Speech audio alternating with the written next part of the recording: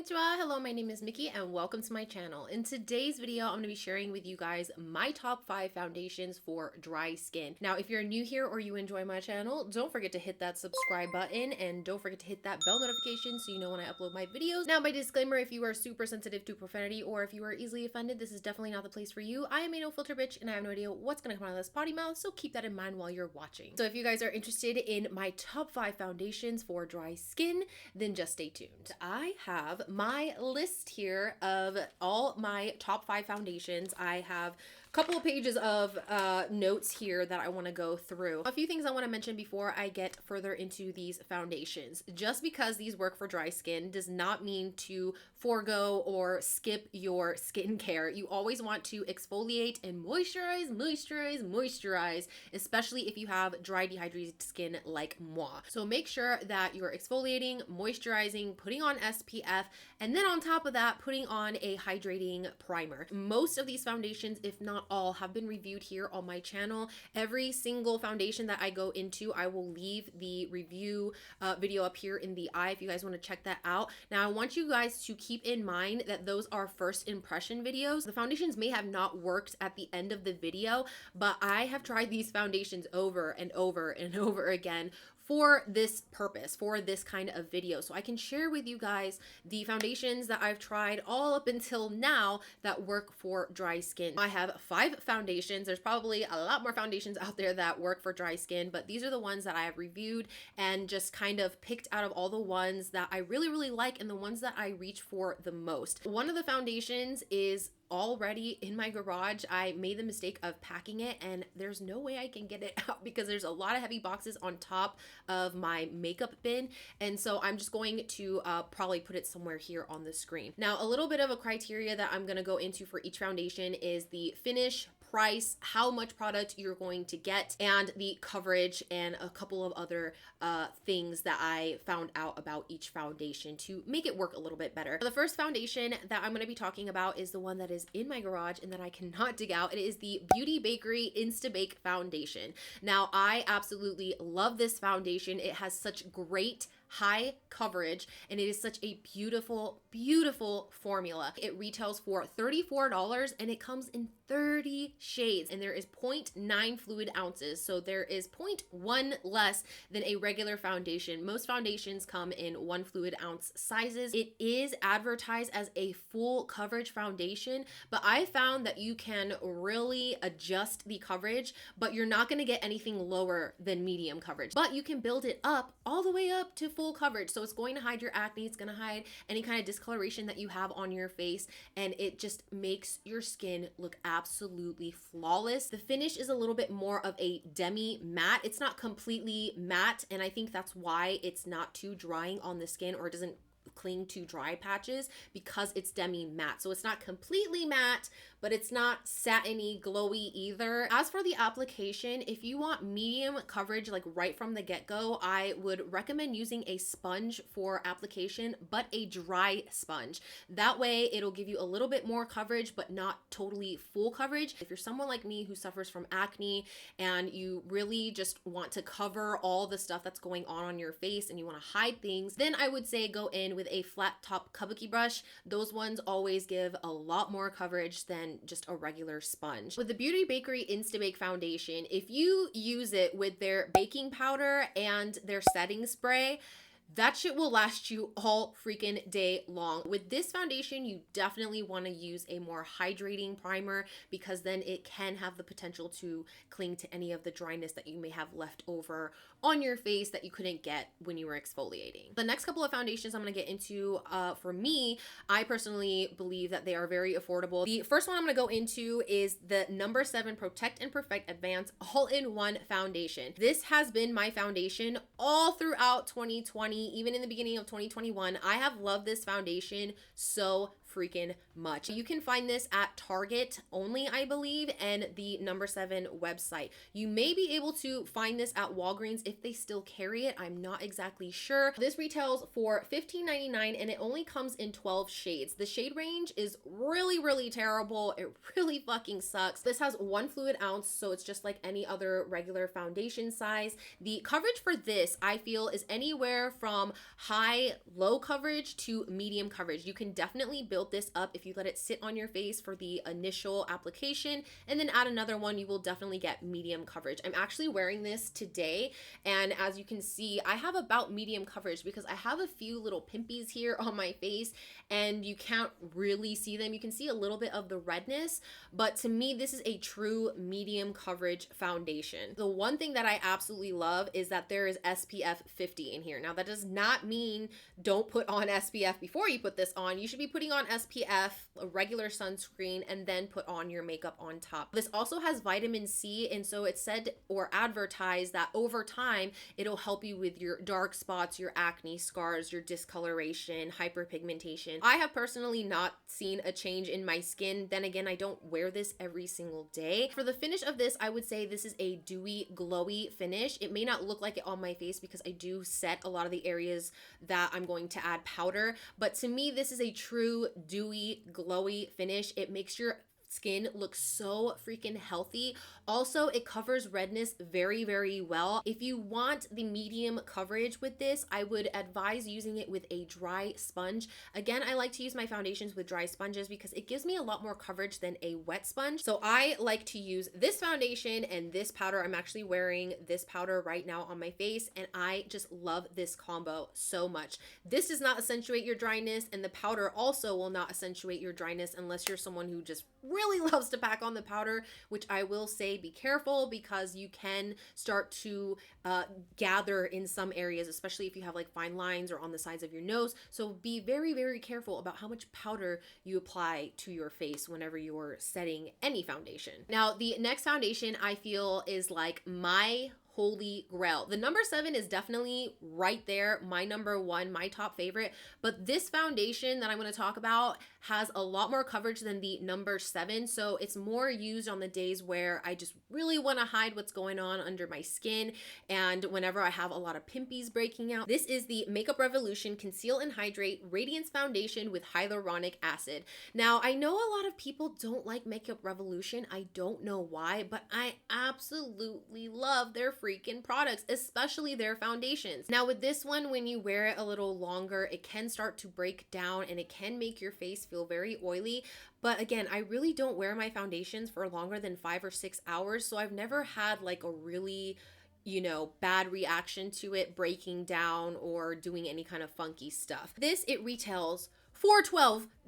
It is absolutely affordable in my opinion, especially with the coverage. There are 50 shades in this foundation. This is 0.7 fluid ounces, so it's not quite up there with a regular foundation, which is 1 fluid ounce. Once again, it is 0.3 minus a regular foundation, but I found that this has lasted me quite a while. This for me, I would say is medium to high medium coverage. You can get this to full coverage if you want, but you're going to start to look cakey. And so I like to keep it at medium coverage. Now, application for this, I believe that you can use a kabuki brush or a sponge and you're going to get the same beautiful, like smooth finish. It doesn't matter what you use. I feel like you're still going to get the same outcome. You definitely want to use some kind of pore filler on top of whatever hydrating primer that you're using because this will accentuate the potholes on your face. So you have to be very careful about that. And that's why I always recommend some kind of pore filling primer if you're going to use any kind of dewy foundations, because I found that those accentuate pores more than matte foundations. Also, when you set this, you have to be very careful. The more powder you add, the more cakey it's going to look, and you don't want the cake. Less is more in this situation, and so I feel like this is an absolutely beautiful, beautiful foundation. And you are going to have to bring a powder with you, sadly, to reset this throughout the day, especially if you're more on the normal side. This will tend to bring a little bit of the oil out in your face. That's at least what I found testing this out and wearing this over and over and over again. I found that no matter what, you're going to have to reset it throughout the day. And that kind of sucks for some people because some people don't carry around powders with them. But I'm one of those people who have a powder in my purse all the time, just in case, because you never know when you're going to need a touch up. The last thing I want to say about this is that it will crease if you don't set it. So you almost always want to set this foundation, because then you're going to have some funky shit going on and it just ain't going to look cute. So definitely set this foundation if you're going to use it. The next foundation is another drugstore foundation. I really love this foundation. I reviewed it a way long time ago. This is the NYX Born to Glow Naturally Radiant Foundation. This foundation has never let me down. This just looks so beautiful on dry skin. It's very, very dewy and glowy and very natural, healthy looking skin. This comes in 45 shades. 45 shades. There are so many colors to choose from in this foundation. This retails for $10. $10 That's all it costs, is one $10 bill, and you can get this guy. And this actually has 1.01 fluid ounces. So it has 0.01 fluid ounces, which is like probably a little teeny tiny dab. The coverage for this for me is just a flat medium. You can adjust it for lighter coverage, of course, by putting on less, but I feel like you can't really get this any more than a medium coverage. Consistency of this foundation is a little bit more on the waterier side. It's a little bit more watery than most foundations, but I really like that because it actually feels like more hydrating on the skin. This foundation for me, I found that applying it with a flat top kabuki brush is the best way to go, especially if you want medium coverage.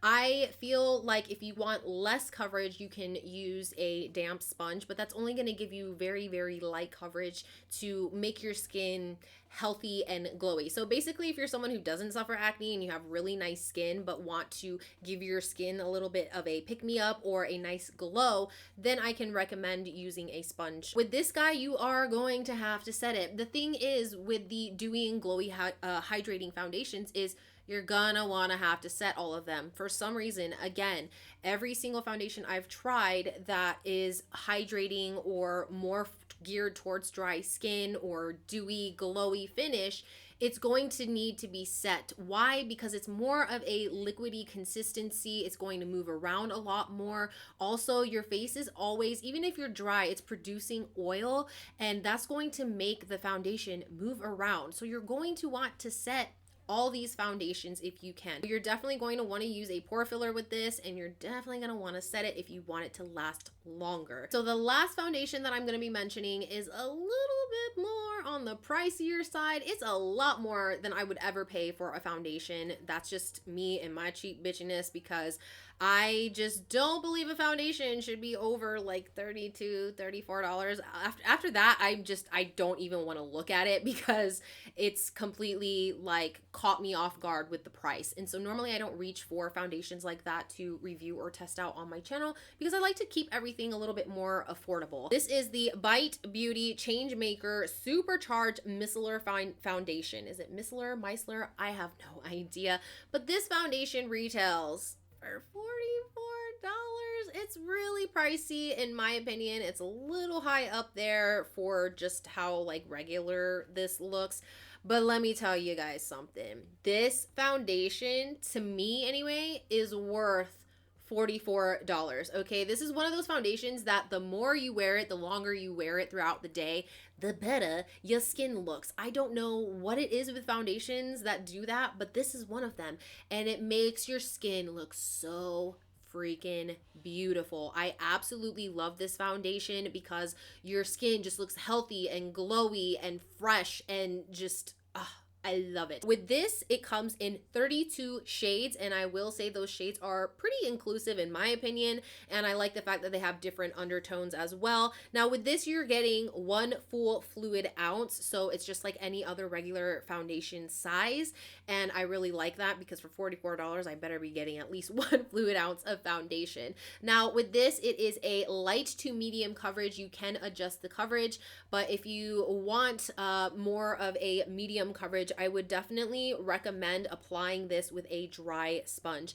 Now with a dry sponge, it's going to give you kind of like a low coverage foundation, but if you add another layer with the dry sponge, you're going to get flat out medium coverage. This foundation, for some reason, when you first initially apply it, it doesn't look like a lot of coverage, so you're going to have to add another layer again if you want higher coverage. But this to me does not go any higher than medium coverage. I've tried building it up and all it does is make your face cakier and cakier, so you're gonna have to be careful with how much you apply depending on the coverage that you're trying to get. The finish for this, if you couldn't guess, it's dewy, glowy, healthy skin, natural looking.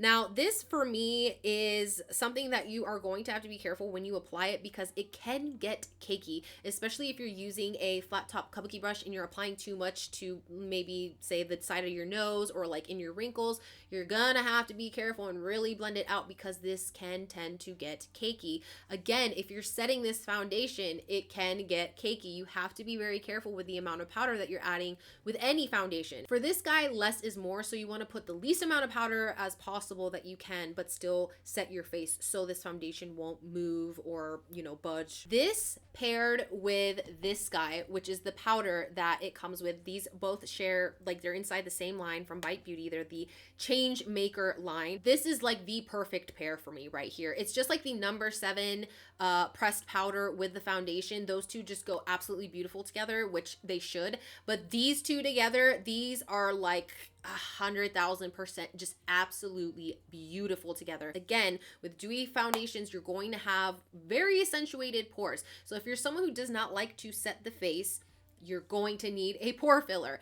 But if you're someone who does set the face, I would say completely skip the pore filler because you're not going to need it. Get this powder. This powder has the most absolutely beautiful finish with this foundation. Now I'm actually wearing a little bit of a mixture of the number 7 pressed powder because I am wearing the number 7 foundation, but I'm also wearing this pressed powder as well because it blurs the shit out of your pores. I don't know what the hell is in this powder. It's some kind of like unicorn dust or something, but it gives you a very filtered, smooth look, and that is what is going on here on the sides of my nose. This powder is just so magical when used with this foundation. So the thing with this, that although this is like the most beautiful, perfect pair, it's pricey as fuck. So we have the foundation that's $44, and then this powder guy is like 30 something. So with these two together, you're gonna be paying around 70 something dollars. But again, if you're someone who is, you know, you like makeup, but you're one of those people who have maybe like 1 or 2 foundations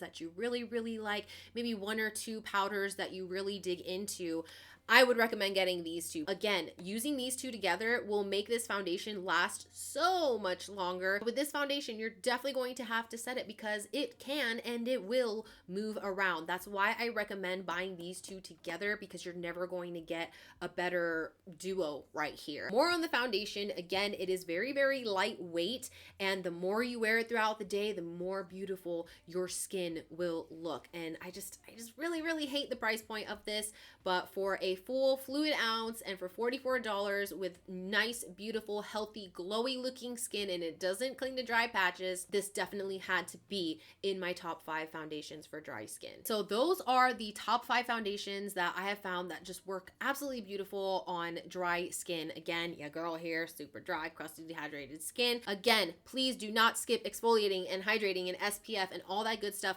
before you apply any of these foundations. A great canvas makes for, you know, great application. Just remember, just because they work for me does not mean that they will work for you and vice versa. Like, I just want to make that very clear. Everyone's skin, even if you have dry, acne prone skin just like me, we could be completely identical with the way our skin looks, but it still may not perform exactly the same. I found that through watching other YouTubers who have very similar skin to mine. Not only that, but they've been through like the same processes I have. Maybe they've been on Accutane, maybe they've had cystic acne, so they have acne scarring, dryness, dehydration, and it still would not work on my skin, but it looked absolutely beautiful on theirs. And so a lot of the times it is just the way our skin and our bodies are.